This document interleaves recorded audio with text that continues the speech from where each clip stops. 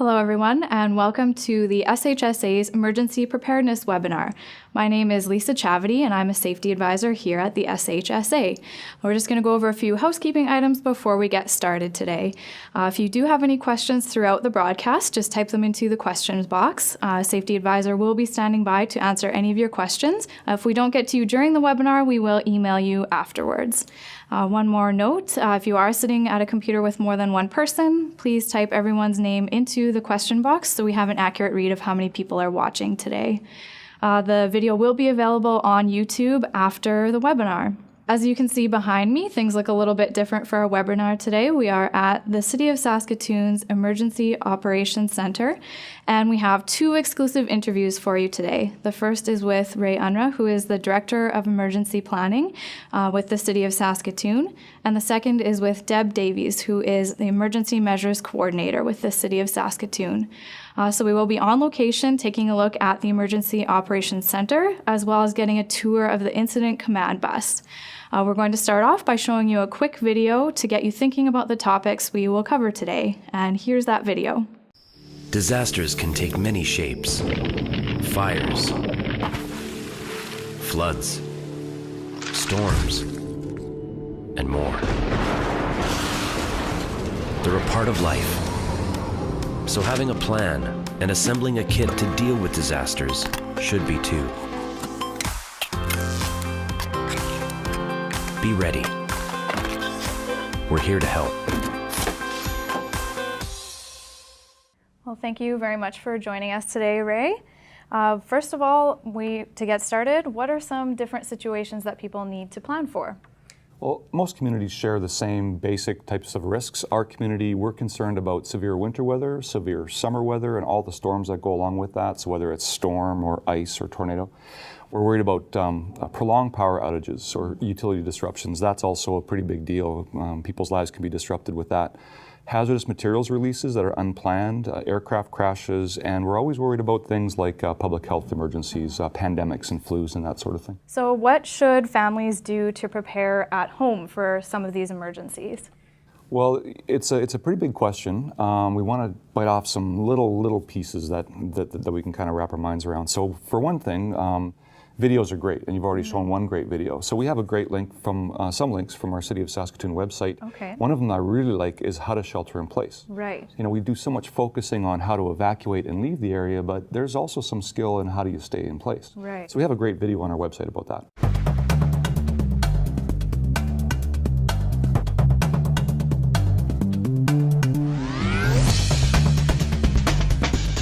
Saskatoon has literally thousands of different chemicals that are either manufactured, stored, or transported through our city. It is vitally important to know what to do in the event of an unplanned chemical release. The common assumption during a chemical leak or spill is that people would be evacuated from the area, but in actual fact, it is safer and more practical to seek refuge indoors or shelter in place.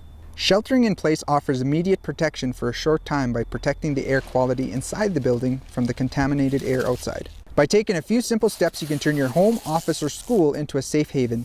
In the event of an unplanned chemical release, instructions to shelter in place will be made public through media, or if necessary, fire and police personnel will take the information into your neighborhood. When instructed to shelter in place, make sure you go inside whether you're at home, school, or work. Once inside, choose the best room available to create a safe haven. Ideally, this will be a room that has few or no outside windows, but also one where you will be able to receive email, faxes, or telephone calls.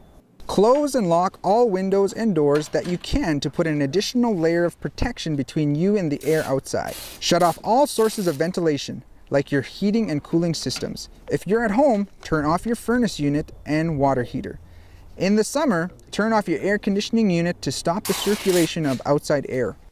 Close equipment with air intakes such as fireplaces, kitchen and bathroom vents, dryer and vacuum cleaner vents, and ground or window mounted air conditioning units. Where possible, seal the opening by closing the damper and taping a piece of plastic over it. Once you have gathered everyone in one room, it is a good idea to tape a piece of pre-cut plastic over the window. Having high energy snacks, bottled water, first aid supplies, and some games or puzzles can also help to make the time spent sheltering in place a little more comfortable. If possible, tune a radio to the Saskatoon Tourism radio station 91.7 FM, your television to a local station, or your computer to www.saskatoon.ca until the all clear message is broadcast.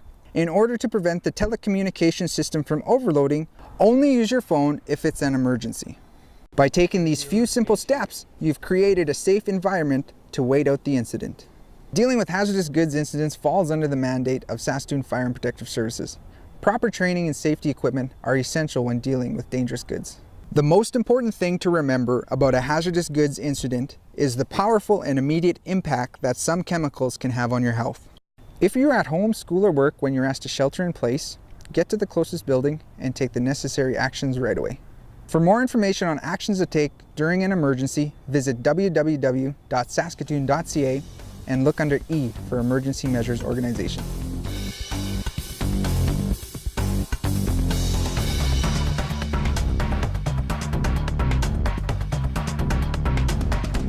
Some other stuff that we'd really like to have people think about is, we're going to talk about the emergency kit, and you can see some pieces in front of us here. But we also want people to think about where their family is during the day. So we want to have emergency plans to bring your family back together and to be able to communicate during an emergency. So we always think that we'll have our disaster when we're all together in one single family unit, and that would be, well, wouldn't be great. It'll be the most convenient, but that's not what's going to happen.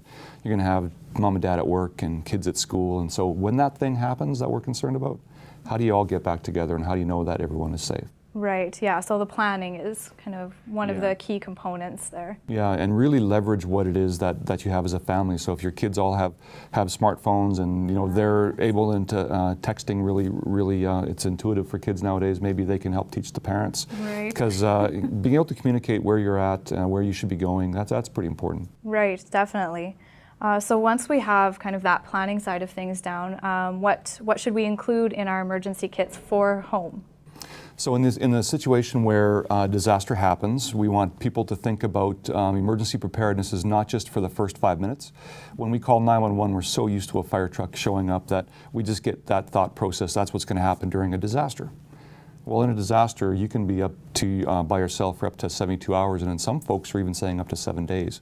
Okay. And so you have to wrap your mind around that before you can start to figure out what you need in an emergency kit. So your emergency plan is separate, so get your planning that you need to bring your family back together and communicate. Okay. And then once you do that, what type of equipment do you need to be able to bridge the gap until government is back up and running? Right. So this is an example of some things from this Red Cross kit, and they're great things, but your family might have different needs. Right. If you have a family with pets, or you have a family with let's say some older folks with some mobility issues, or maybe people that need prescriptions, you need to have a plan that kind of meets all of their needs. So this is just a good example, but it's not, it's going to be dependent on what your family needs. Right. Well, some of the stuff I really like in this kit that the Red Cross has, it's all going to be useful in its own point in time, but to build on the theme that I'm talking about, I just absolutely love the fact that you can get these flashlights nowadays that have this rechargeable crank on it, and you can charge your devices. Yeah. So if you can keep your smartphone charged, then you're going to be able to communicate longer. So I love the fact it's a dual purpose. You can use it to see where you're going when the power is out, and you can also use it to make sure that your devices are charged. I think this is one of the key pieces that we need nowadays. Maybe 20 years ago, not so much. Yeah. But nowadays, our lives revolve around that sort of thing, around connectivity. You've got work gloves and you've got all kinds of other stuff, but I think one of the really important pieces of emergency kit is actually having something to put it in. Right. Because a lot of people don't have all their stuff in one place. Right. And that's okay. Well, we'd like it if it was all in one place and it was under your bed or somewhere easily accessible. But if you know where all the elements of your emergency kit are throughout your house, and you can take the time to quickly stuff it into a nice, sturdy, easy to see bag at night, you're going to be that much more ready to leave your house if you have to leave your house. So I think easily visible bag that has a specific purpose that says Red Cross on it. Right. The family knows that's your go-to bag. That's a really important piece. So for me, everything on the table is good. But I like the wind-up flashlight and the fact that you've got a sturdy container. Perfect. And yeah, I like the point you said about making sure that everyone in the family knows where it is and what its purpose is. I think that's really important to make note of as well. And if you have small kids, that can be kind of a game. Yeah. It's not something we're going to do every day, but there's Emergency Preparedness Week, the first week in May. Okay. Families can say, well, let's do an emergency preparedness scavenger hunt. So yeah. here's the empty bag. Here's the things that Johnny's responsible for, and Mary's responsible for, and I'm responsible for. And how fast can we get that stuff together and get ready to leave the house? Right, good. So yeah, it's good to practice that too and know what the items are. Exactly in right. there. So we've talked about the planning a bit and the kit as well. I know some folks may have heard about Notify Now. So I'd like to kind of ask you what that is, how can people use it and get that set up for them? Imagine having a really expensive car and not having any gas, right? All that time and money to get the vehicle and nothing, and you don't have a way to work it. The same thing goes with an emergency kit. You can spend all the time and effort to put an emergency kit together. You can spend all the time and effort to actually get a family reunification plan together, but you didn't see the tornado coming, or you didn't know that it actually hit the neighborhood. So we like to say that part of your family reunification plan is being able to be notified that there's an emergency. Now, we want people to have multiple channels of notification. So Environment Canada has all kinds of alert systems that you can subscribe to. But when there's a local emergency, like a hazardous materials release or a prolonged power outage or an evacuation route that we shut down roads going on to, say, Idlewild Drive, if you don't know those things, you'll take your kit and you'll have your family and you'll go into harm's way. Right. So Notify Now is a mass notification system that we will be able to give people the latest up-to-date information from our Emergency Operations Center. So what we tell people through Notify Now is the latest information that we have. It's as accurate as we can be, and you don't have to wait. You'll get it on your smartphone as soon as it's available. Perfect. So how do people sign up for Notify Now? I checked this morning just to make sure it was true. You can Google City of Saskatoon, comma, Notify Now, all one word. Okay. It takes you to our City of Saskatoon webpage that actually allows you to register. Perfect. So go to the City of Saskatoon webpage, look for Notify Now, and just follow the instructions. Perfect. Well, that sounds pretty easy to sign up for as well. So is there any other similar type of notification system in other cities for people who might be watching from other cities? Well, we're a little biased here in Saskatoon. We like the fact that we're the first folks in the province to have a mass notification system, and we're pretty proud of the one that we have. It's state of the art. It's probably the best one you can get.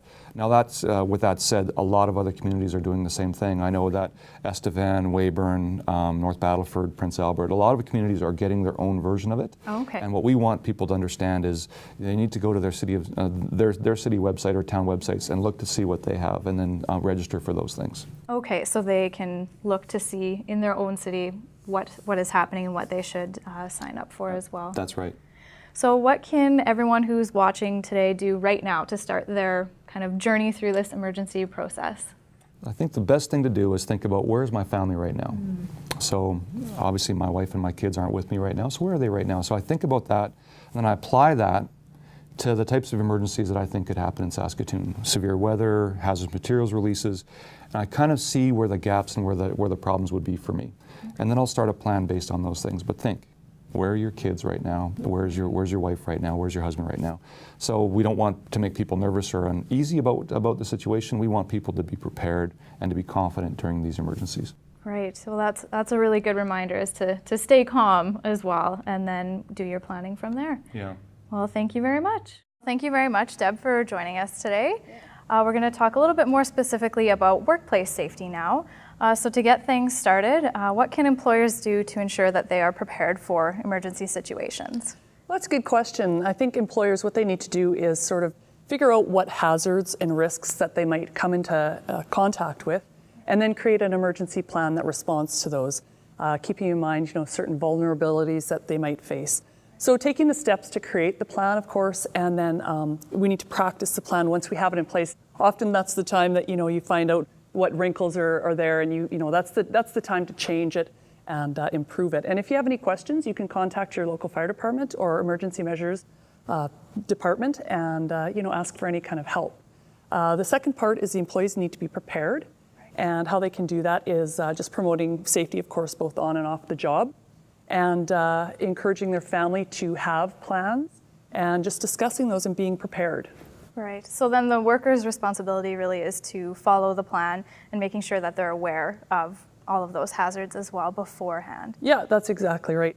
So keeping in mind things like maybe if somebody is dependent on certain medications, if there's mobility issues, things like that, and just looking at those things and making sure you're prepared for that. There's an expectation, as Ray was talking about earlier, that a person is able to cope in a disaster for 72 hours without requiring any external help.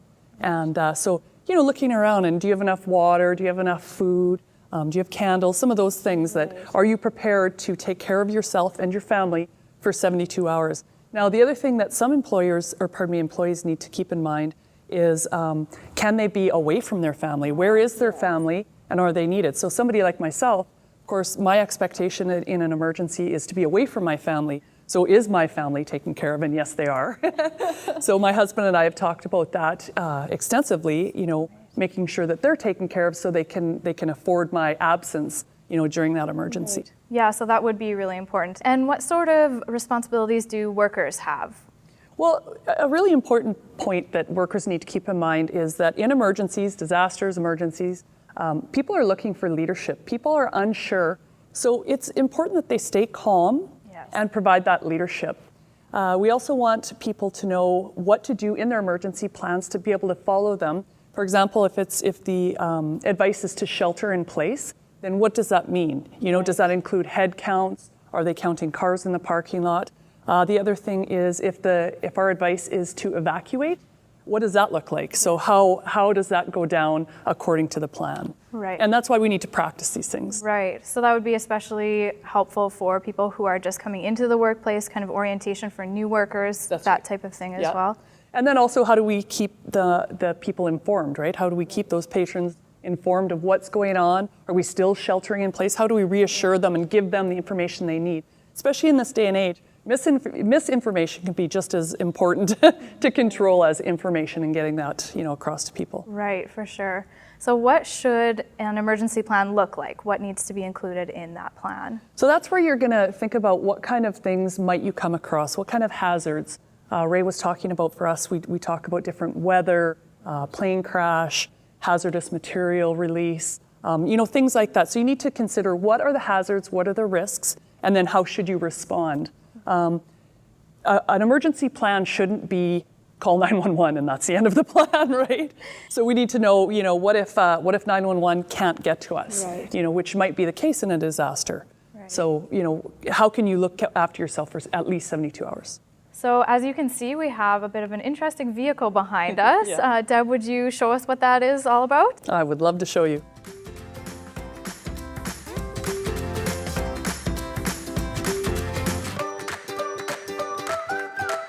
So over here is where we create situational awareness. And what this does is just provides the bigger picture to the different agencies. And so here we have our mapping. We have our weather up. We have our Google Maps. So what we can do is we can put different mapping up here of different plume modeling, school plans, road closures, anything like that. Just provides us the opportunity where we can step back and look and make sure that we're accomplishing what it is we're trying to accomplish. So back here is where we have different stations for dispatch. This is our police area where they would dispatch, our fire area, and then we have our ham operators back there should the zombie apocalypse happen. Right here is where we track our resources. So what resources have already been assigned, what resources are staged and waiting, and what resources are en route. So we keep careful track of that. And back here is the beginning of our situational awareness. So this is called our 201 form. And we just do a sketching. We talk about how we're going to keep our responders safe. And then we capture all of our objectives, and then we prioritize them. And then we come up with our strategies on how we're going to accomplish those objectives. So back here is where we have the first of the 3 meeting sets. And the first meeting is really just to determine, is this our normal operating procedures? And if not, then we need to scale this up. So back here is where the people that are players in whatever the incident or event may be come back, and we sketch sort of an overview of what the incident might be. We try and identify any hazards or risks for our responders. We want to capture what our objectives are. Once we've captured what they are, then we're going to prioritize in what order we need to accomplish them in. So that's the what. Then we get to the how, and that's our strategy and tactics. So that's under here. So we're going to identify what our priorities are and when we want to accomplish them by. And so that's all captured here. Then we move over to our organizational chart. And this again is just who's in charge of what and who reports to who. Incident command system is very rigid in how many people one person can be responsible for. And that just increases life safety and it protects the responders. Okay, so that's Command 9, our incident command post in Saskatoon. Thank you for coming along. Thank you for your interest in emergency planning. Because remember, emergency planning is what's going to keep us safe in the event of a disaster or an emergency situation. Being prepared is what's going to keep us safe. Because as the wise Mike Tyson once said, everybody has a plan until they get punched in the face. Well, thank you everyone for joining us today, and a special thank you to our special guests. If you have any further questions, you can contact us at info@servicehospitality.com. Make sure you tune into next month's webinar. We will be talking to an expert on repetitive strain injuries, what they are, and how to prevent them. Thank you everyone once again, and we look forward to seeing you at future webinars.